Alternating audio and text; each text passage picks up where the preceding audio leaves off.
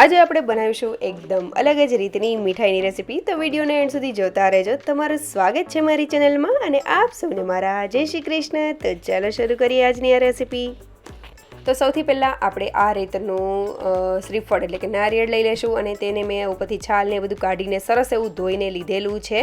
તમારે જે બ્રાઉન કલરની જે સ્કિન છે તે પણ કાઢવી હોય તો કાઢી શકો છો। અને જો તમારી પાસે આ રીતનું લીલું નાળિયેર હોય, તમે જોઈ શકો છો તેની થિકનેસ કેવી છે, તો બને ત્યાં સુધી આ નાળિયેરનો જ ઉપયોગ કરો, તેનો ટેસ્ટ બહુ સરસ આવશે। પણ જો તમારી પાસે ન હોય તો તમે આ શ્રીફળનો પણ ઉપયોગ કરી શકો છો। તો તેને તમારે જે રીતનું ખમણવું હોય એ રીતે ખમણી શકો છો। મેં આ રીતની મીડિયમ સાઇઝની ખમણીથી ખમણેલું છે। તમારે બારીક એવું કરવું હોય તો પણ કરી શકો છો, અથવા તો આ રીતનું પણ ખમણ કરી શકો છો। તો હવે આપણું ખમણ એકદમ સરસ રીતે આ રીતે આપણે ખમણી લેવાનું છે। અહીંયા તમારે જેટલા પ્રમાણમાં ખમણ એડ કરવું હોય, દૂધ લીધું હોય કે એ રીતે કરવું હોય એ રીતે કરવાનું છે। બહુ વધારે કે ઓછું તમે તમારા ટેસ્ટ પ્રમાણે કરી શકો છો। હવે મેં અહીંયા દૂધની બદલે જે આપણે બરી કરવા માટેનું જે ગાયનું ખીરું હોય ને એ લીધેલું છે। આ પહેલા દિવસનું ખીરું છે, એટલે આ રીતનું તમને દેખાઈ રહ્યું છે। અને આ થોડી ચીકાશવાળું હોય છે અને તેનું ચા કે એવું કંઈ બનતું હોતું નથી, તે તરત જ ફાટી જાય છે। એટલા માટે આપણે તેની બરી કે એવું કરતા હોઈએ છીએ।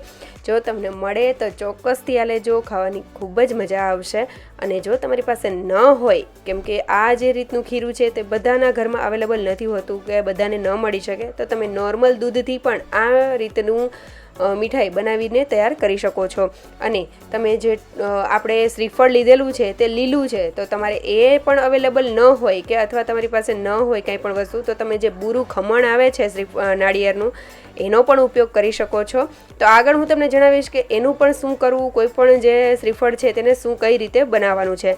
હવે અહીંયા આપણે દૂધને સરસ રીતે ગરમ કરવા માટે રાખી દઈશું।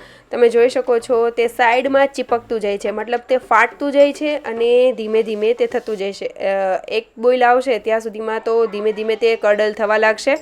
તો આ રીતે સતત આપણે ધીમા તાપે તેને હલાવતા જશું। તમે જોઈ શકો છો કઈ રીતનું તે દૂધ થયું છે। અને આ દૂધ મેં અડધો લીટરથી થોડુંક જ ઉપર હશે, કદાચ એટલું લીધેલું છે, પણ તો પણ તેનો માવો કેટલો ઉતરશે એ આપણે આગળ જોઈશું।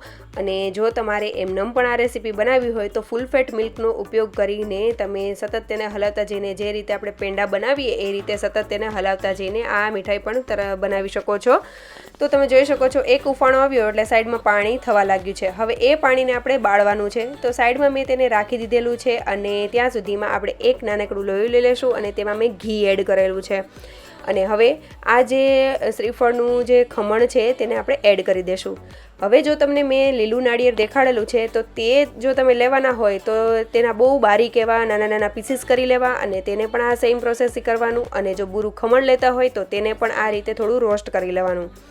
હવે આપણે લો ફ્લેમ ઉપર સતત તેને હલાવતા જઈશું। અને આમાં અત્યારે દૂધનો ભાગ હોય છે શ્રીફળમાં, થોડું પાણી જેવું હોય છે, એટલે તે થોડુંક થતાં વાર લાગશે। એટલે સતત આપણે હલાવતા જવાનું, નીચે ચીપકી જાય તો સરસ એટલે કરતા જશું અને તેને સરસ એવું થવા દેશું। અત્યારે લાઇટ ગોલ્ડન બ્રાઉન કલર આવી ગયો છે। મેં સાઈડમાં તેને કરવા માટે રાખી દીધેલું છે। અને ત્યાં સુધીમાં જે આપણું બરીનું જે મતલબ કે આ દૂધ છે તે સરસ એવું થઈ ગયું છે, બધું પાણી બળી ગયું છે। તમે જોઈ શકો છો સાઈડમાં પણ જરા જરા જ રહ્યું છે।